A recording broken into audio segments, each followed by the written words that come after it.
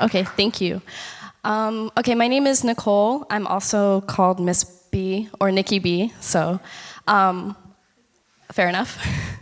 I'm going to start with a little bit of background because I know a lot of you don't know me, and I just want you to know kind of where I'm coming from. So I grew up in a Christian household. We were Southern Baptists. My dad also grew up in a Christian household, and my mom became a Christian when she was in her later teens.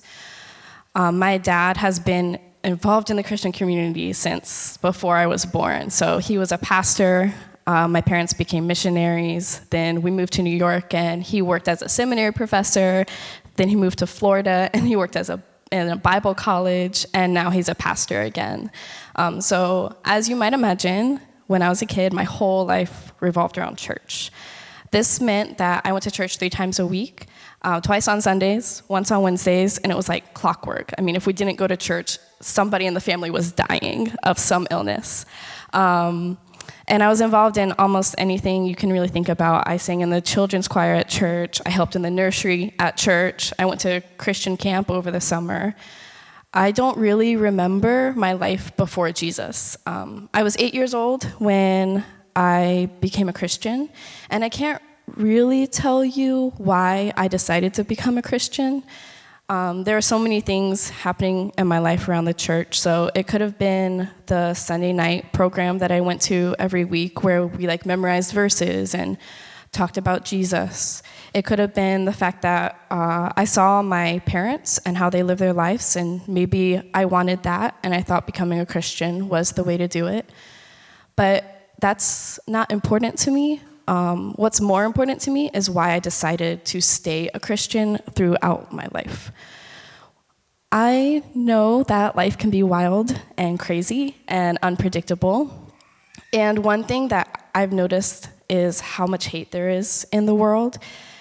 And the thing that I consistently come back to, and the reason I've stayed in the church and in the Christian community, is because of the love of Christ and because of the love I feel from the community itself.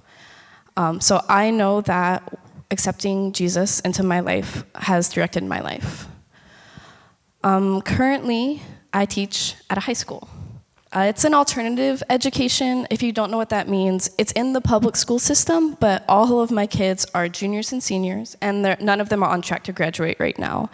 All of them for lack of credits. And this could be one of many reasons, but for my population, a lot of them either decided to not show up at school because they didn't feel like it, or were caught too many times with drugs on campus, or came to school high one too many times and got kicked out of class.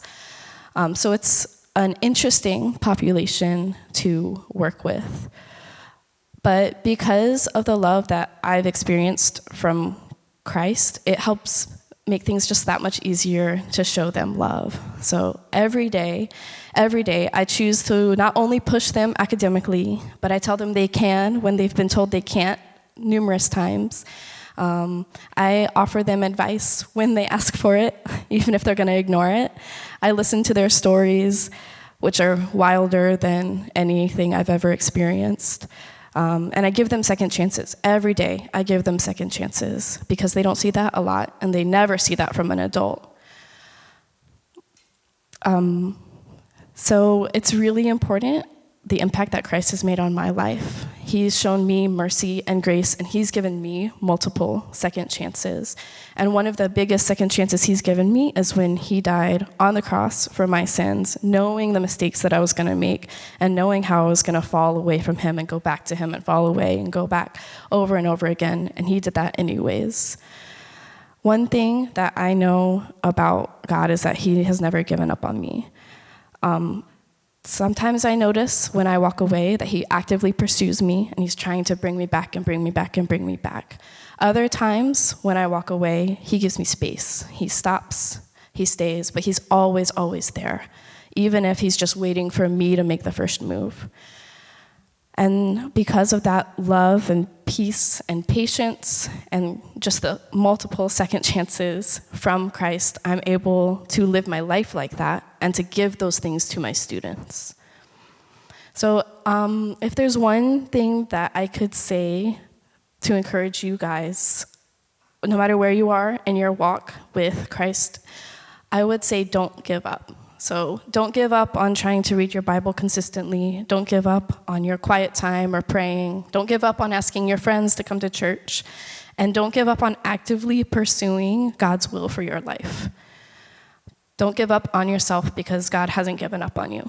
So thank you.